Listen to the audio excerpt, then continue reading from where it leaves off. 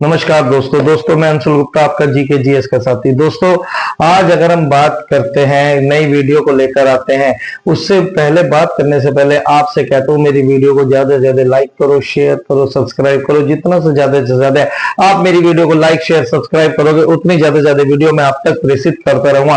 दोस्तों आज की जो वीडियो है वो मौलिक अधिकार सीरीज संविधान की आखिरी वीडियो है, चौथी और आखिरी वीडियो है। दोस्तों अब तक हमने मौलिक अधिकार पर तीन वीडियो बनाई है, जिसमें हमने अनुच्छेद 18 तक की कहानी, अनुच्छेद 18 से 22 तक की कहानी, दूसरा जो मौलिक अधिकार है स्वतंत्रता का मौलिक अधिकार, वहां तक पढ़ ली है।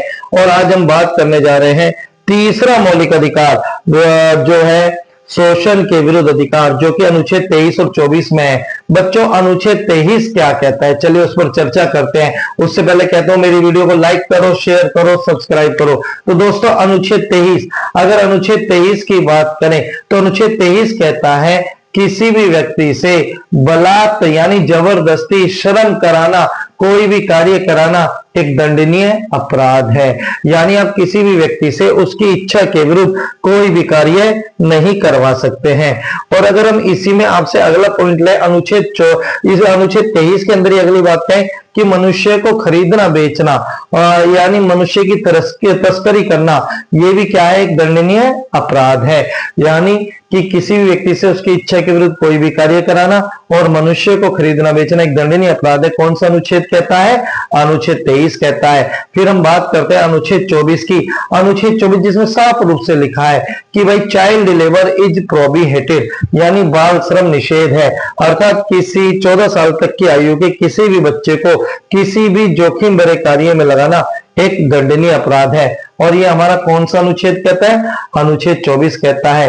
फिर हम बात करते हैं अपने चौथे मौलिक अधिकार की, धार्मिक स्वतंत्रता का अधिकार, रिलीजियस के ऊपर, रिलीजन के ऊपर जो आधारित है उस अधिकार की, जो कि आर्टिकल 25 से आर्टिकल 28 तक है, अनुच्छेद 25 से 28 तक है।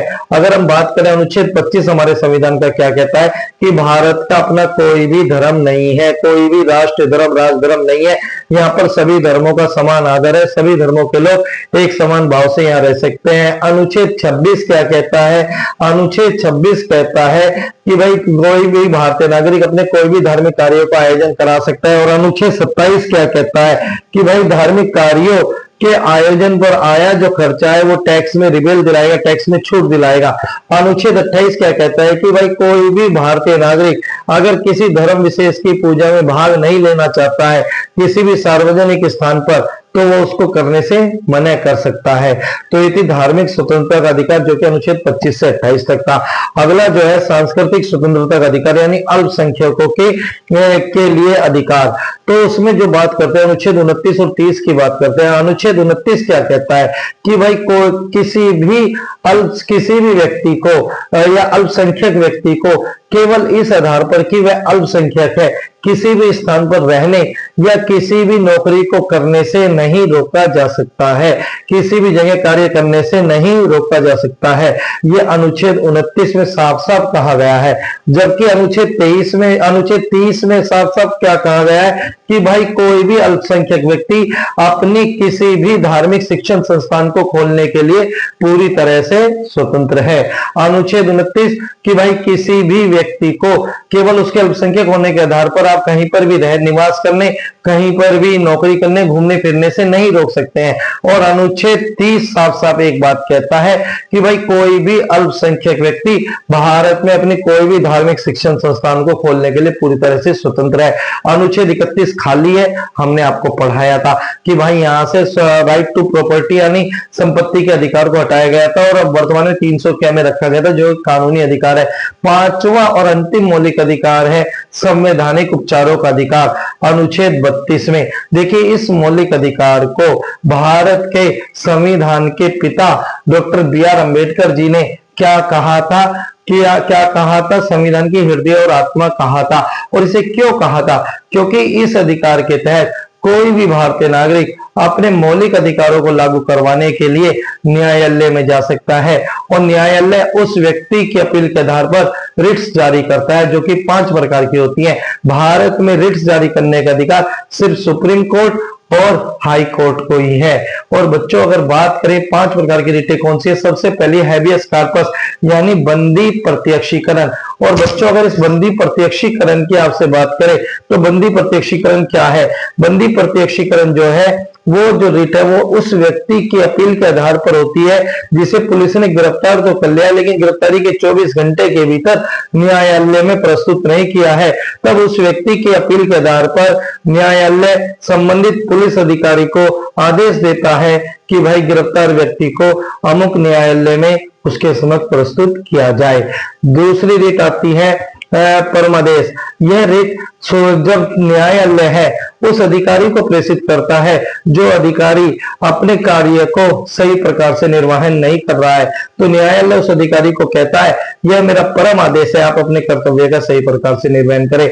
उत्प्रेषण, यह उत्प्रेषण और प्रतिषेध ये दोनों की दोनों रिट एक न्यायालय से दूसरे न्यायालय को दी जाती है। पहले बात करते हैं उत्प्रेषण।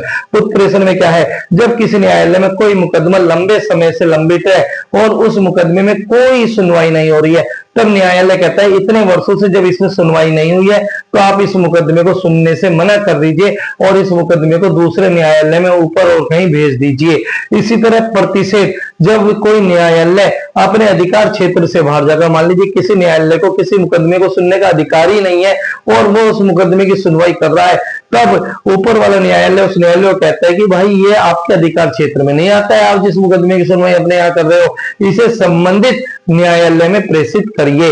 और अंतिम जो रिट होती है वो होती है अधिकार परीक्षा, जिसका अर्थ होता है आपका क्या अधिकार है, और ये रिट भी न्यायालय संबंधित अधिकारी को जारी करता है और कहता है कि आपने किस अधिकार के तहत इस कार्य को किया है। दोस्तों ये 5 प्रकार की जो रिटें हैं ये रिटें न्यायालय के द्वारा जारी की जाती है। और यहां से एक क्वेश्चन और बनता है कि न्यायालय को इसी आधार पर क्या कहते हैं, संविधान का रक्षक, संविधान का गार्ड किसको कहा जाता है, न्यायालय को कहा जाता है। तो दोस्तों मौलिक अधिकारों की सीरीज में आज ये अंतिम वीडियो थी। अब किसी नए टॉपिक पर फिर आपसे मुलाकात होती है। कल जो वीडियो आएगी वो मिक्स जीके की वीडियो आएगी, वो डेली जारी रहेगी। लेकिन अब आप मेरी इस मौलिक अधिकार सीरीज को ज्यादा से ज्यादा लाइक करो, शेयर करो, सब्सक्राइब करो, और जितना ज्यादा से ज्यादा लाइक करोगे, शेयर सब्सक्राइब करोगे उतनी ज्यादा से ज्यादा वीडियो भेजूंगा। थैंक यू, धन्यवाद, मिलते हैं अगले वीडियो में।